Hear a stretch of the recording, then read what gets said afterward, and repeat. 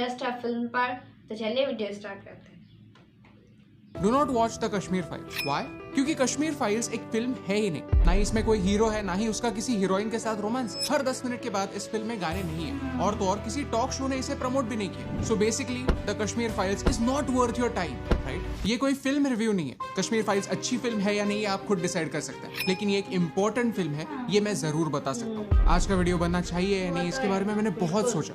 ये वीडियो बनाना मेरे लिए बहुत डिफिकल्ट। क्यों? इस वीडियो के एंड तक आप समझ ही जाएंगे, बट आई फेल्ट ये वीडियो बनाना जरूरी है, क्योंकि द कश्मीर फाइल सिर्फ एक फिल्म नहीं, एक सच है जो आप तक पहुंचना जरूरी है। और वो सच ये कि हम एक कंफर्टेबल दुनिया में रहना चाहते हैं। छोड़ो कल की बातें, कल की बात पुरानी, इस नारे पर हम विश्वास रखते हैं, लेकिन ये समझ नहीं पाते कि कुछ घाव सिर्फ वक्त के साथ नहीं भरते। द कश्मीर फाइल्स 2 दिनों की कहानी है। एक आज का दिन जिसमें आप और मैं जी रहे हैं, और दूसरा वो दिन 19 जनवरी 1990 जिसमें कश्मीरी पंडित आज भी जी रहे हैं। वो दिन जिस दिन उन्हें अपने ही घर से बंदूक की नोक पर धक्के मार मार कर बाहर निकाल दिया गया। Let me tell you, the Kashmir files एक फिल्म है ही नहीं, क्योंकि इसमें कोई हीरो नहीं, बल्कि सारे के सारे विलेंस।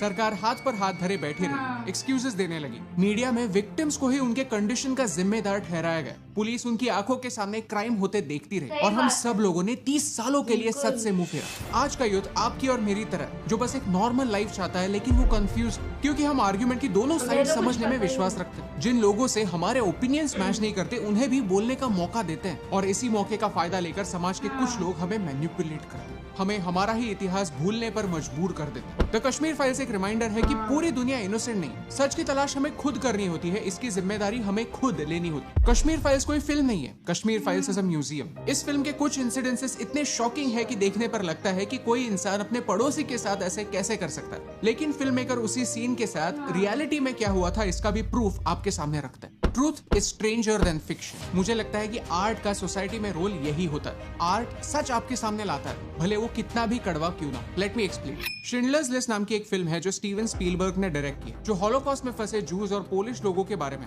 इसे अकेडमी अवार्ड मिला था, और IMDb पर जाए तो आज भी ये one of the greatest movies ever made की लिस्ट में आती है, क्योंकि सिनेमा का इस्तेमाल करके फिल्म मेकर इतिहास को जिंदा रखता है, उस जनरेशन तक जूइश लोगों की पीड़ा को पहुंचाता है जो लकीली आज वो एक्सपीरियंस नहीं करने पाते। Please do not allow the Holocaust to remain a footnote in history. Please teach this in your schools. मैं जूइश लोगों को सल्यूट करता हूँ, क्योंकि दूसरे महायुद्ध के इतने सालों बाद भी उन्होंने अपने सच को जिंदा रखा। क्यों? आज तो नाजी चले गए हैं, आज हॉलोकॉस्ट नहीं है, फिर क्यों इसके बारे में बार बार बात होती है? क्योंकि वो इस बात में विश्वास रखता है, forgive but never forget. As Indians हमें भी ये करने की जरूरत है, हमें ये समझने की जरूरत है कि इसमें कोई शर्म नहीं। द कश्मीर फाइल्स को मैं एक फिल्म नहीं मानता, क्योंकि द कश्मीर फाइल्स वो आक्रोश है जिसे 30 सालों के लिए मीडिया ने बेड के नीचे खिसका दिया था, 30 सालों के लिए डाउन प्ले किया था, जो आज उभर कर आ रहा है। The Kashmir files is not a film, it's an experience. आपका पता नहीं, लेकिन मुझे फिल्म से पहले कुछ सेकंड्स के लिए राष्ट्रगीत में खड़ा रहने से कोई हर्ज नहीं। इनफैक्ट मुझे अच्छा लगता। जैसे स्कूल में हम सारे डिफरेंसेस बुलाकर जन गण मन गाते थे, तो एक फीलिंग आती थी कि हम सब एक है, वैसे ही मुझे फीलिंग आती। द कश्मीर फाइल्स जब मैंने थिएटर में देखी, तब सब लोग राष्ट्रगीत के लिए सिर्फ खड़े नहीं हुए, वो गाने लगे। क्यों? क्या उन्हें किसी ने 200 रुपए दिए थे, बिरयानी दी थी, या पॉपकॉर्न फ्री में खिलाए? वो आवाज दिल से आ रही थी। ये कहते हुए आज भी मेरे रोंगटे खड़े हो जाते हैं। लेकिन जब मैंने ये फिल्म देखी, तब मुझे एक सेंस ऑफ ड्यूटी महसूस हुई। आज का सच ये है कि लोगों को अपने घर से निकालकर 500 रुपए खर्च करके सिनेमा हॉल तक लेके जाने के लिए टैक्टिक्स खेलने पड़ते हैं। टॉक शोज में जाना एक फॉर्मूला है, हीरो हीरोइन के बीच अफेयर की न्यूज फैलाना एक फॉर्मूला है, पैसे देकर ट्रेंड्स चलाना एक फॉर्मूला, लेकिन बिना फेक हाइप के सिर्फ स्टोरी के बेसिस पर लोगों को सिनेमा घर तक पहुंचाना एक अचीवमेंट। आपका पता नहीं, लेकिन मुझे ऐसा लगता है कि अच्छी मूवी वही होती है जो ऑडियंस को मूव करे, और इस मामले में ये मूवी सक्सेसफुल है। अब वापस आता है उसी सवाल पर कि ये वीडियो बनाना मेरे लिए मुश्किल क्यों था। क्योंकि ये फिल्म देखने के बाद मैं सो नहीं पाया, पूरी रात पढ़ता रहा कि वहाँ के कश्मीरी पंडितों के साथ क्या हुआ। मेरा खुद से और मेरे देश से एक ही सवाल था कि ये फिल्म बनने के लिए 30 साल क्यों लगे। कश्मीरी पंडितों की कहानी हम तक पहुंचाने के गट्स आज तक किसी भी स्टार ने क्यों नहीं दिखाया? क्या वो कहानी सच्ची नहीं थी? क्या वो लोग उनके अपने नहीं थे?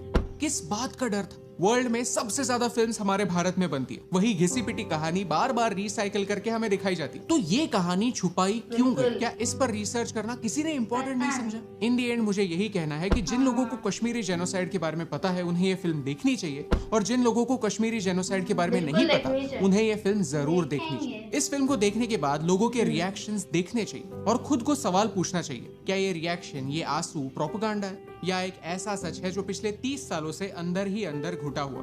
एक फिल्म का पर्पस व्हाइट वॉश करना नहीं होता, बाउंड्रीज को पुश करना होता है। 12 Years a Slave देखिए, लाइफ इज ब्यूटीफुल देखिए। ये फिल्म स्पेशल इसीलिए है क्योंकि ये फिल्म पर्दे से बाहर आकर आपको, ऑडियंस को एक सवाल पूछती है। The things that you are just uncomfortable watching on screen are the things these people actually went through.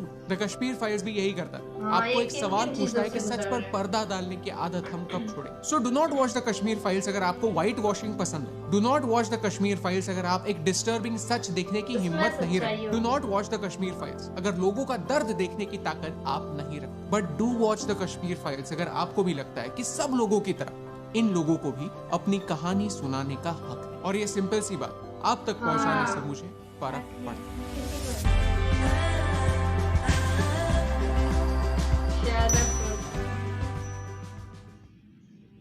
उन्होंने सारी बातें बिल्कुल सही कही। कश्मीर पे एक फिल्म बनी है तो बहुत हैरानी की बात है। हम तो कभी ऐसा सोच भी नहीं सकते थे कश्मीर के बारे में, और देखने को भी मिलेगा उसमें सब। हाँ, और हम तो घर में बैठे हुए, हमें तो कुछ पता नहीं है, बस बचपन से हमने सुना हुआ है कि कश्मीर में क्या क्या होता है, उनके साथ क्या क्या जुल्म उन्होंने बर्दाश्त किए, इतना कुछ बर्दाश्त किया है, वो तो हमें बस सुना ही हुआ है। अभी तो हमें देखने को भी मिलेगा कि वहाँ पर एक्चुअली में हो क्या रहा है उनके साथ और वो क्या चीज़ बर्दाश्त कर रहे हैं। और मैंने एक वीडियो में देखा था, जो उनके राइटर थे वो जब गए थे कश्मीर में, मतलब उनकी इंफॉर्मेशन वगैरह लेने, तो उनके साथ भी गई थी। हाँ, और वो भी रो पड़े थे उनकी कहानियाँ सुनकर। जाहिर बात है कोई भी रो पड़ेगा अगर किसी को सच्चे दिल से उनसे प्यार है तो। बिल्कुल, इन्होंने इसमें जो कहानी दिखाई होगी हर किसी को ही देखनी चाहिए। ये वीडियो देखकर हमें भी देखने का दिल चाहेगा, कोई जाकर देखे। और उन्होंने ये बात भी सही बोली कि इसमें ना हीरो ना हीरोइन होगा, और वही सेम कहानियाँ रिपीट करते। और आज तक किसी ने ये कश्मीर के बारे में कुछ दिखाया क्यों नहीं, और अभी इन्होंने इतनी हिम्मत करके दिखाया तो इनको भी कितनी सारी मुश्किलें आई होंगी दिखाने में।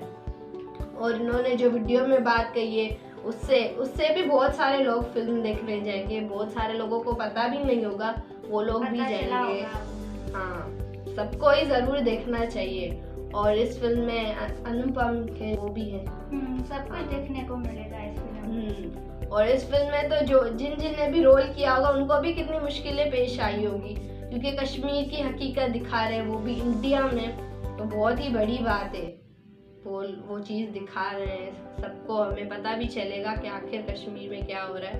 और जब ये लोग थिएटर में ये फिल्म देखने गए थे तो वो लोग रो भी पड़े थे, उनका ये हाल हुआ था थिएटर में। उन्होंने ये भी नहीं देखा, इतने सारे लोगों के सामने सब रो पड़े, तो हमारा क्या हाल होगा जब हम देखेंगे ये फिल्म बिल्कुल सच्चाई पर जो है। ये इतनी इमोशनल फिल्म है, मेरे ख्याल से ये तो सारी फिल्म इमोशनल ही होगी, इसमें तो कोई भी सीन ऐसा नहीं होगा। तो गाइस, अगर आपने ये फिल्म देखी है तो आप हमें कमेंट में इसके बारे में, फिल्म के बारे में कुछ इन्फॉर्मेशन देना। तो मिलते हैं नेक्स्ट वीडियो में। Thanks for watching.